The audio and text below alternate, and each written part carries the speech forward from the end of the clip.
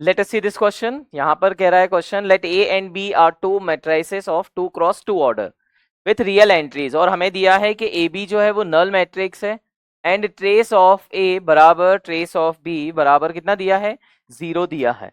And हमसे पूछा है कि इनमें से कौन से ऑप्शन क्या है, करेक्ट है, कि ए एंड बी जो है वो कम्यूटेटिव होंगे या not commutative, A B null दिया है तो बी ए नल होगा या नहीं, ये सारे ऑप्शन हमसे पूछे हुए हैं।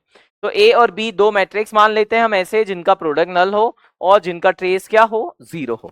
तो ए मान लेते हैं, let's say A B C और माइनस ए, ट्रेस 0 करना है। और बी मान लेते हैं, बी मान लेते हैं एक्स वाई जेड और माइनस एक्स। तो यहां पर हम ए बी कैलकुलेट करके रखते हैं जो कि नल दिया हुआ है। तो ए बी अपने पास हो जाएगा फर्स्ट रो फर्स्ट कॉलम, तो ये बन जाएगा a x plus b z. First row तो ये हो जाएगा a y minus b x.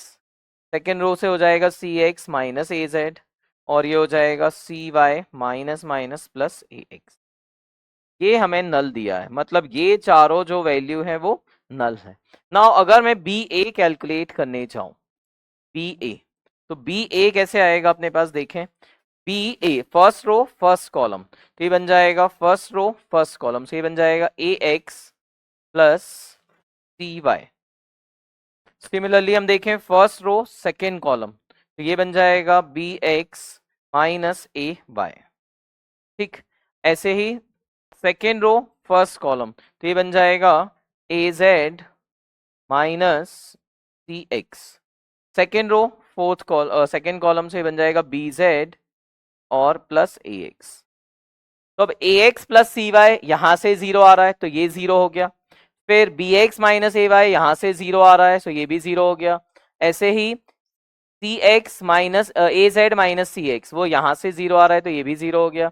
और ये वाली वैल्यू यहां से 0 आ रही है, तो ये जो वैल्यू बन रही है बी ए, ये भी नल मैट्रिक्स बन रहा है। ये भी क्या बन रहा है, नल मैट्रिक्स। मतलब बी ए क्या हो गया, 0। ए बी 0 है, बी ए 0 है, दोनों ही 0 हैं, ए बी बराबर बी ए बराबर 0 आ रहा है, तो ये कम्यूटेटिव भी हो गए।